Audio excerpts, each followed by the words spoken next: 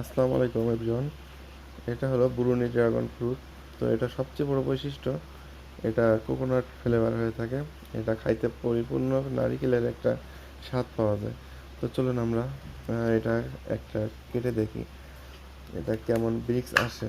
এটা খুবই মিষ্টি হয়, আবার এটার টেস্ট পুরোপুরি নারকেল স্বাদে। তো দেখুন, এটা আরও একটু হলুদ হবে পরিপূর্ণ ম্যাচুর হইলে। তো আমরা একটা কাটি। বিসমিল্লাহ। দেখুন এর ভিতরটা সাদা।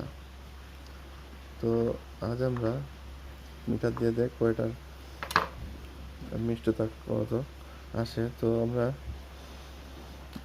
নাক দিয়ে একটু স্মেল নিলে বোঝা যাচ্ছে এটা একটা নারকেল নারকেল ফ্লেভার পাওয়া যাচ্ছে, নাকের গন্ধ পাচ্ছি।